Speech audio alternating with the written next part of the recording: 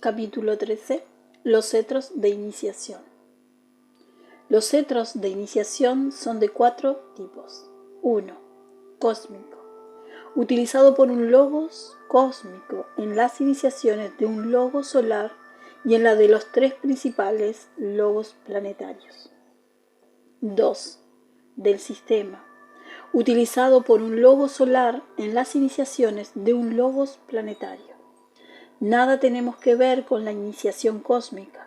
Concierne a la ampliación de conocimientos que están más allá de la comprensión del iniciado más elevado de nuestro sistema solar. Las iniciaciones del sistema nos conciernen solo en ínfima medida porque son de tan vasta escala que la mente humana común no puede concebirlas. El hombre valora estas iniciaciones únicamente por los efectos que producen en el esquema planetario que le puede concernir. Esto sucede particularmente si el esquema en que desempeña su microscópica parte constituye el centro en el cuerpo logoico que recibe el estímulo. Cuando esto acontece, tiene lugar la iniciación de su propio logos planetario. En consecuencia, él, como cuerpo celular, recibe un estímulo suplementario juntamente con los demás hijos de los hombres. 3. Planetario. Utilizado por un logos planetario para fines iniciáticos y para la tercera, cuarta y quinta iniciaciones mayores y las otras 2 superiores. En la iniciación planetaria, el cetro de poder, manejado por el logos solar, está cargado de fuerza eléctrica pura, procedente de Sirio, recibida por nuestro logos durante el periodo secundario de la creación, de manos de esa gran entidad que es el Señor de los señores del karma. Es depositario de la ley durante la manifestación y representante en el sistema solar de la hermandad de Sirio, cuyas logias actúan como jerarquías esotéricas en los diferentes planetas. Además, ayudado por el logo solar, confiere poderes a los distintos iniciadores, les comunica secretamente la palabra que les permite hacer descender la fuerza eléctrica pura para cargar los cetros a su cargo, revelándole el peculiar secreto de su particular esquema planetario. 4. Jerárquico.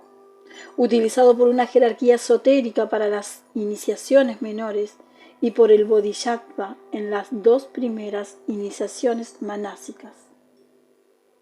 Cuando el hombre se individualizó en los días de Lemuria, fue por la aplicación del cetro de la iniciación al logos de nuestra cadena terrestre y puso en actividad ciertos centros de su cuerpo con sus correspondientes grupos.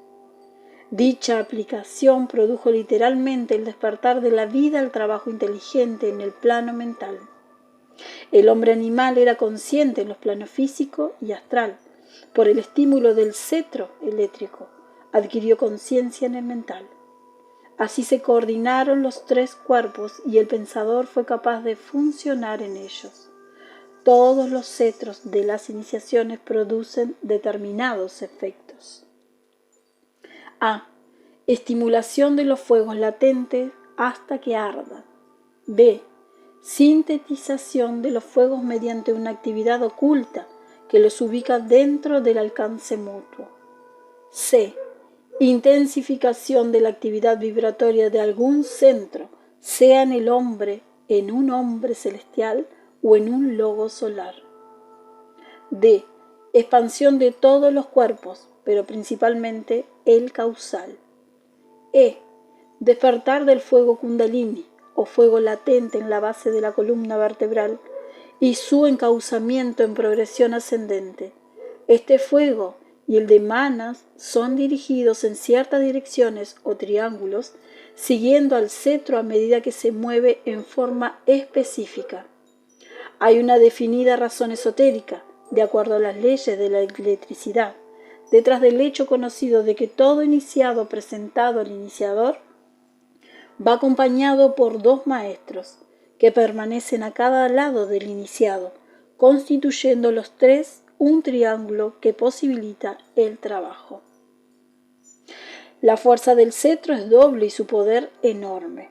Si el iniciado estuviera solo, no podría recibir el voltaje del cetro sin ser dañado seriamente, pero en la transmisión triangular no hay riesgo. Debe recordarse que 2 maestros apadrinan a todo aspirante a la iniciación y representan los 2 polos del todo eléctrico. Parte de su función consiste en estar al lado de los aspirantes cuando se presentan ante el Gran Señor. Cuando el iniciador empuña los cetros desde su posición de poder, en periodos prefijados, aquellos actúan como transmisores de la fuerza eléctrica desde niveles muy elevados, tan elevados que en la iniciación sexta y séptima el diamante flamígero transmite, por medio del logos, fuerza completamente ajena al sistema. Este cetro mayor es el que se utiliza en este planeta, pero hay en el sistema solar varios cetros de poder, de 3 grados, si así puede expresarse. En las 2 primeras iniciaciones se emplea un cetro de iniciación manejado por el Gran Señor, magnetizado por la aplicación del diamante flamígero. Magnetización que se repite para cada nuevo instructor del mundo.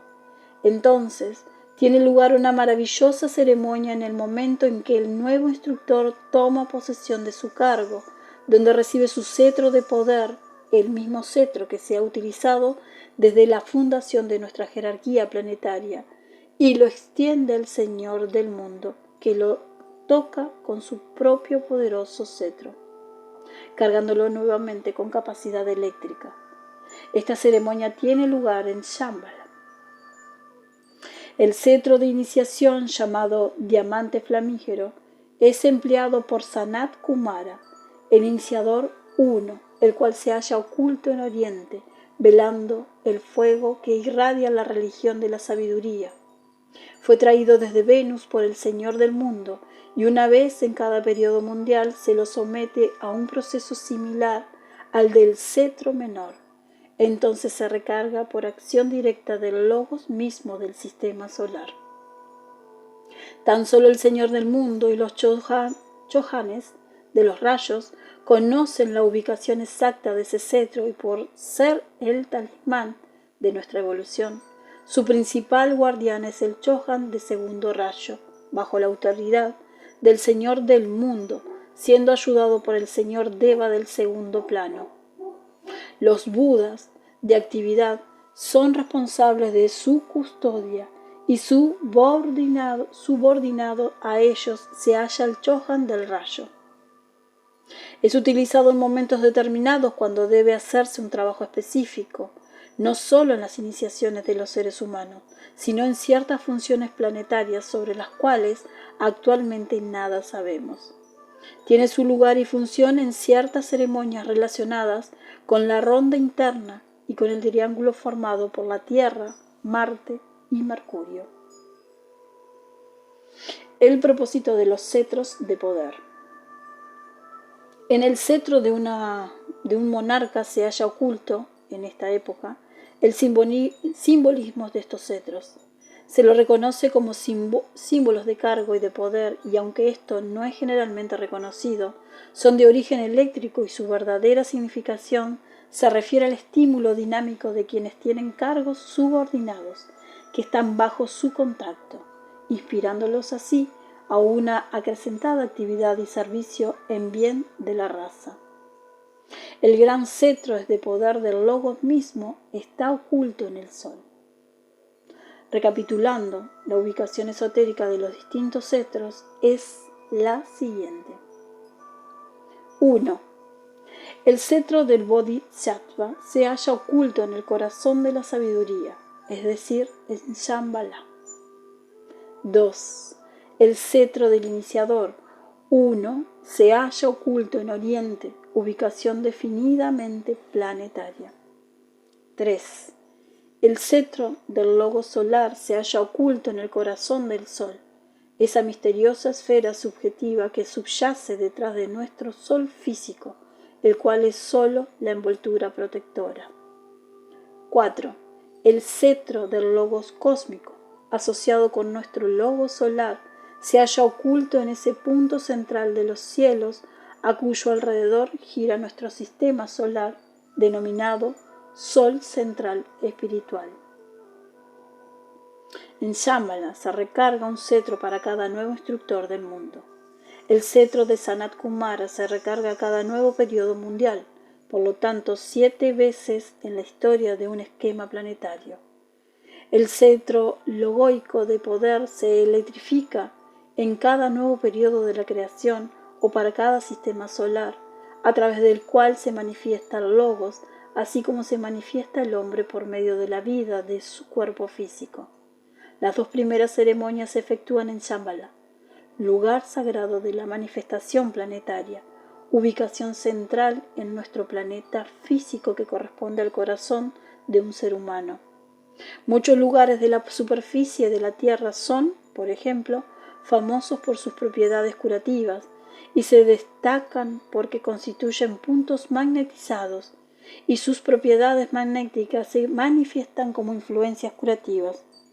El reconocimiento de dichas propiedades por el hombre es sólo el preámbulo de un reconocimiento posterior y más definitivo que ocurrirá cuando la visión etérica esté normalmente desarrollada. Dichos lugares son magnetizados de 3 modos. 1.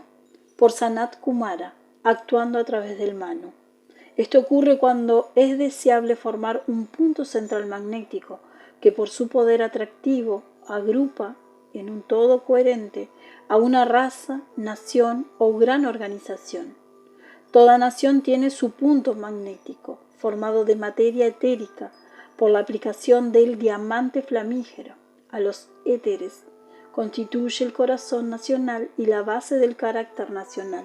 Por lo general, aunque no invariablemente, la ciudad principal de una nación se construye alrededor de dicho punto. 2. Por Sanat Kumara, actuando a través del Bodhisattva. En este caso, la fuerza eléctrica del cetro es manejada para atraer más estrechamente las influencias que se manifiestan en las grandes religiones mundiales. El cetro menor de poder se utiliza aquí junto con el mayor. Por medio de ambos es emitida la cualidad atractiva o nota clave de cualquier religión u organización con base religiosa. 3. Por Sanat Kumara, actuando a través del Mahachohan, por el manejo del cetro de poder se ponen en coherente actividad los puntos magnéticos focales de las grandes organizaciones que afectan la civilización y la cultura de un pueblo. Todas las organizaciones del plano físico, gubernamentales, religiosas, culturales, son la actuación de causas y fuerzas internas y antes de que aparezcan definitivamente en manifestación física. Tiene lugar en los niveles etéricos una centralización, si así se puede decirse, de estas influencias y energías. La francmasonería es un ejemplo de ello, pues tiene 2 cetros magnéticos, uno de ellos en Europa Central. En todos los casos citados, el Señor del Mundo fue el oficiante, como lo es siempre en la fundación de todos los grandes e importantes movimientos. En todos los movimientos menores para ayudar a la raza, iniciados por los maestros que actúan a través de sus discípulos, se invoca la ayuda al Bodhisattva y se emplea el cetro menor de poder. Cuando los discípulos inician un movimiento, en escala relativamente ínfima, el maestro con quien trabajan puede también ayudarlos y, aunque no maneje el cetro de poder, dispone de métodos apropiados para estimular y lograr coherencia en el limitado esfuerzo de sus fieles seguidores. Así se utilizan los cetros de la iniciación y las palabras de poder en todos los sectores de la vida humana. El gobierno del mundo actúa bajo la ley y el orden y todo el esquema es interdependiente. Volvamos al tema de la iniciación humana y el de los cetros de poder. En el momento de la ceremonia de la iniciación, después de las 2 grandes revelaciones, llega un momento de completo silencio y en el intervalo el iniciado comprende en sí mismo el sentido de paz. Se encuentra como si fuera un vacío, donde aparentemente nada puede alcanzarlo. Está por breves instantes entre la tierra y el cielo, inconsciente de todo, pero consciente del significado de las cosas tal cual son, reconociendo su propia divinidad esencial y la parte que debe desempeñar cuando desde la cámara del concilio del cielo vuelva nuevamente a servir en la tierra. No siente ansiedad, temor ni duda. Ha entrado en contacto con la divina presencia y ha percibido la visión. Sabe lo que debe hacer y cómo hacerlo, y la paz y el gozo inefables llenan su corazón. Es un breve intervalo de calma antes de un periodo de renovada actividad que comienza en el momento en que se le aplica el cetro. Mientras el iniciado estuvo abstraído en sí mismo con todas sus fuerzas concentradas en el corazón, la logia de maestros oficiantes celebraron varias ceremonias y entonaron ciertas palabras preparatorias para el manejo del cetro y la aparición del iniciador sobre el trono. El hierofante ha estado presente hasta este momento, aunque el trabajo fue realizado por la logia y los padrinos. Entonces, él asciende al lugar de poder y los legítimos custodios del cetro se lo entregan. No es posible publicar detalles de la próxima etapa, excepto describirla con las palabras «el fuego desciende del cielo». Por la pronunciación de ciertas palabras y frases, uno de los secretos iniciáticos y distintos en cada iniciación, la fuerza eléctrica que debe emplearse, desciende sobre el cetro, pasando a través del corazón y la mano del iniciador, a los tres que en forma triangular se relacionan con el trono. Reciben a su vez dicha fuerza, haciéndola circular por un acto de voluntad a través de sus corazones, transfiriéndola a los padrinos, que también por un acto de voluntad se preparan para transmitirla a ese cetro del cuerpo del iniciado que debe ser estimulado de acuerdo a la iniciación. Ocurre entonces un interesante intervalo donde las voluntades unidas de la jerarquía se mezclan para transmitir la fuerza puesta en circulación por el cetro. El hierofante pronuncia la palabra y la fuerza se precipita en los cuerpos y centros del iniciado, descendiendo a través de los centros hasta el plano mental y por intermedio de los centros astrales hasta los centros de los niveles etéricos que finalmente la absorben. Este es un gran momento para el iniciado y lo hace consciente de la absoluta verdad contenida en la frase «Dios es un fuego consumidor». Sin lugar a dudas, conoce que la energía ígnea y la fuerza eléctrica constituyen la suma total de cuanto existe. Se baña literalmente en los fuegos de la purificación, ve por todas partes el fuego que fluye del cetro, circulando alrededor del triángulo y atravesando los cuerpos de los dos adeptos que lo apadrinan. Por un breve instante, la logia de maestros e iniciados, que permanece en su ubicación ceremonial fuera del triángulo, queda oculta por un muro de fuego puro. El iniciado no ve a nadie salvo al hierofante y solo tiene conciencia de una ígnea llamarada de color blanco azulada que quema pero no destruye. Intensifica la actividad de cada átomo de su cuerpo sin desintegrarlo, purificando su naturaleza. El fuego pone a prueba su trabajo y su calidad y el iniciado atraviesa la llama. El efecto de la aplicación del cetro. El efecto de la aplicación del cetro. A. En los cuerpos del iniciado. El efecto es cuádruple y duradero, aunque varía según la iniciación recibida. La acción del cetro está reglamentada cuidadosa y científicamente, pues en cada sucesiva iniciación se acrecienta el voltaje y se intensifica la actividad del fuego resultante y su calor. Por la aplicación del cetro, el iniciado descubre que 1. La actividad de cada átomo individual es acrecentada en los diversos grupos o cuerpos, lo que produce un grado mayor de energía nerviosa y una elasticidad y resistencia que le servirán de eficaz ayuda en la futura ardua vida de servicio. 2. la materia del tipo indeseable de sus cuerpos es sacudida y se destruye parcialmente el muro atómico, haciendo radiactivos a los átomos, si así puede expresarse, y por lo tanto más fáciles de eliminar. 3. Los fuegos del cuerpo se estimulan y la energía total del triple hombre inferior se coordina, por lo cual hay menos consumo de energía y mayor coherencia y uniformidad en la acción. 4. El alineamiento de los diversos cuerpos en conexión con el cuerpo causal o egoico es ayudado y llega a ser posible la continuidad de conciencia y la recepción de los mandatos del ego. Al retornar de la ceremonia y reanudar su trabajo en el mundo, el iniciado descubre que el estímulo recibido provocará en sus cuerpos un periodo de gran actividad y también de lucha. Si persiste en esta lucha hasta la victoria, el resultado será la eliminación de la materia indeseable de su cuerpo y su reconstrucción con un material nuevo y mejor.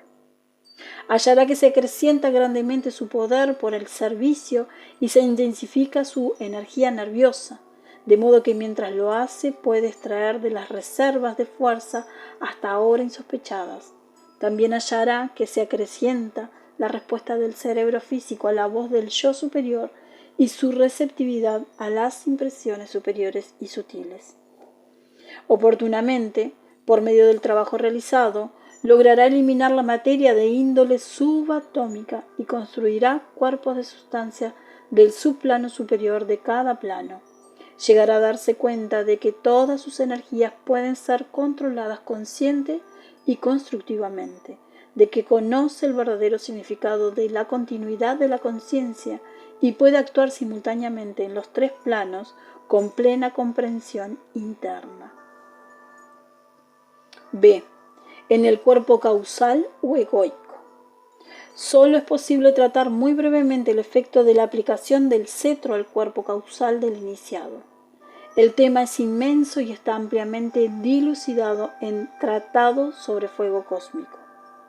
Hay solo dos formas de impartir a la mente del estudiante una idea de esta verdad fundamental y serán consideradas aquí. Primero, el estudiante debe tener en cuenta la interesante significación del hecho de que él, en el plano físico, es una personalidad activa, con características conocidas y reconocidas, y a pesar de todo es una vida subjetiva que utiliza esa personalidad como un medio de expresión y que, mediante los cuerpos físicos, emocional y mental, que constituyen el triple hombre inferior, hace sus contactos en el plano físico y así evoluciona. La misma idea general de desarrollo se aplica al yo superior o ego en su propio plano. Este ego es el gran ángel solar, medio de expresión de la mónada o espíritu puro, como la personalidad lo es del ego en el nivel inferior.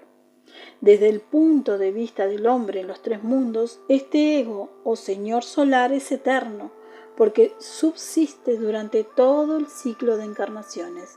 Del mismo modo, la personalidad subsiste durante el pequeño cielo de vida física.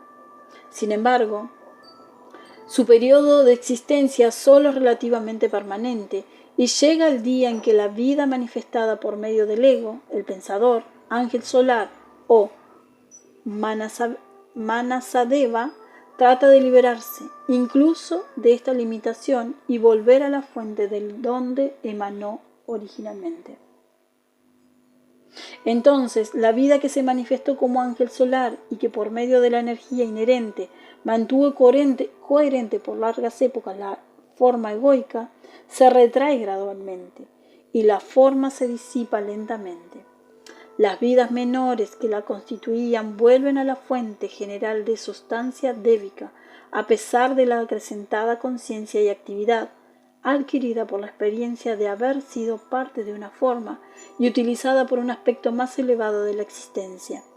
Igualmente, en el caso de la personalidad, cuando se abstrae la vida egoica, el triple yo inferior se desintegra y las vidas menores que forman el cuerpo llamado yo lunar distinto del yo solar, del que solo es su reflejo, son absorbidas por la reserva general de la sustancia débica, de vibración inferior a la que compone el cuerpo egoico.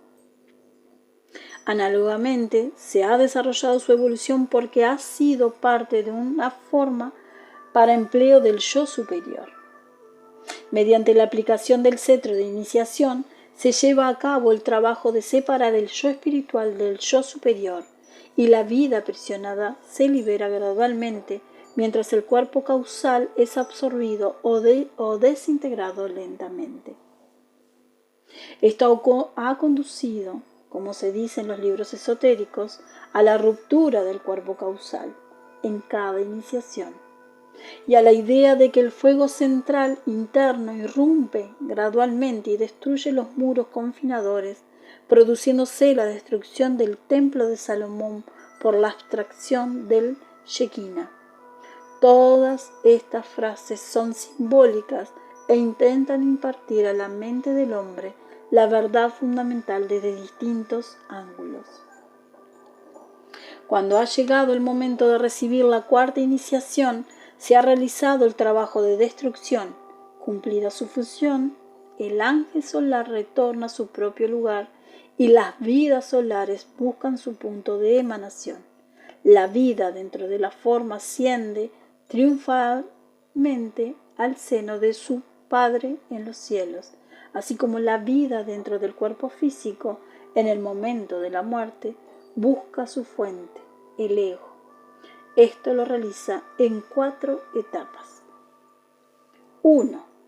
La abstracción del cuerpo físico denso. 2. La abstracción del cuerpo etérico.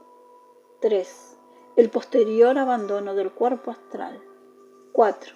El abandono final del cuerpo mental. Otra manera de recalcar la misma verdad consiste en considerar al cuerpo egoico como un centro de fuerza, una rueda de energía o un loto, imaginándolo como un loto de 9 pétalos, que oculta dentro de ellos una unidad central de 3 pétalos, los cuales a su vez ocultan la vida o joya en el loto. A medida que prosigue la evolución, estos 3 círculos de 3 pétalos se despliegan gradualmente, produciendo un efecto simultáneo sobre uno de los 3 centrales. A estos 3 círculos se los denomina respectivamente pétalos del sacrificio, del amor y del conocimiento. En la iniciación, el cetro se aplica a los pétalos en forma científica y regulada, según el rayo y la tendencia, lo cual determina la eclosión del capullo central, la revelación de la joya, la extracción de esa joya del estuche en el que estuvo tanto tiempo resguardada y su transferencia a la corona, como se dice ocultamente, lo que significa su retorno a la mónada de la cual originó. Conviene advertir que, debido a la insuficiencia del lenguaje humano, todo lo expuesto solo es un intento de describir el método y los ritos por los cuales se logrará finalmente la liberación espiritual en este cielo. Primero, por el método de desenvolvimiento evolutivo o desarrollo gradual, y después, en las etapas finales, a través del cetro de iniciación. C. En los centros. En el momento de recibir la iniciación, todos los centros están activos y los 4 inferiores, correspondientes a la personalidad, comienzan el proceso de transferir el fuego a los 3 superiores. Se ve claramente la revolución dual en los centros inferiores y los 3 superiores empiezan igualmente a activarse. La aplicación del cetro de iniciación en el momento de la ceremonia iniciática produce resultados definidos en relación con los centros, los cuales pueden ser enumerados de la manera siguiente. El fuego en la base de la columna vertebral es dirigido definitivamente hacia el centro, que es objeto de atención especial. Esto varía de acuerdo al rayo o trabajo especializado del iniciado. El centro intensifica su actividad, acrecienta su grado de revoluciones y algunos de los radios centrales de la rueda activan su radiación. Estos radios de la rueda o pétalos de loto están en estrecha relación, por ejemplo, con las correspondientes espirillas de los átomos permanentes y, al ser estimuladas, entran en actividad una o más de las espirillas correspondientes a los átomos permanentes de los 3 planos inferiores. Después de la tercera iniciación ocurre un estímulo análogo en los átomos permanentes de la tríada, lo cual conduce a la coordinación del vehículo búdico y a la transferencia de la polarización inferior a la superior. Por la aplicación del cetro de iniciación se triplica el descenso de la fuerza del ego a la personalidad. La dirección de esa fuerza depende de los centros que reciban atención, sea el etérico o el astral, en la primera y segunda iniciaciones, o si el iniciado permanece ante el Señor del mundo. El último caso recibirá estímulo. En el último caso, recibirán estímulo sus centros mentales o los correspondientes vórtices de fuerza en los niveles superiores. Cuando el instructor del mundo oficia en la primera y segunda iniciaciones, la dirección de la fuerza triádica se dirige a la vivificación de los centros cardíacos y laringio, en su función sintetizadora de lo inferior. Cuando el iniciador 1 aplica el cetro de su poder, el descenso proviene desde la mónada y aunque los centros laringio y cardíaco intensifican su vibración como respuesta, la dirección principal de la fuerza se orienta hacia los 7 centros de la cabeza y finalmente, en la liberación, hacia el radiante centro superior de la cabeza, que sintetiza los 7 centros menores de la cabeza. Los centros reciben en la iniciación una nueva fluencia de capacidad vibratoria y de poder, que en la vida esotérica da por resultado 1. El refinamiento y la sensibilidad de los vehículos que al principio puede ocasionar mucho sufrimiento al iniciado, pero que produce la capacidad de responder, lo cual compensa ampliamente el dolor incidental. 2. El desarrollo de la facultad psíquica, que puede provocar también momentánea angustia, pero que oportunamente conduce al reconocimiento del yo uno en todos los yoes, objetivo del esfuerzo. 3. La consumación de la trama etérica por el gradual despertar del Kundalini y su exacta progresión geométrica, con la consiguiente continuidad de conciencia que capacita al iniciado para utilizar conscientemente el factor tiempo en los planos de la evolución. 4. La gradual comprensión de la ley de vibración como aspecto de la ley fundamental de construcción, la ley de atracción, donde el iniciado aprende conscientemente a construir, a manejar materia mental para perfeccionar los planes del logos, a trabajar con esencia mental y aplicar la ley en los niveles mentales, afectando con ello el plano físico.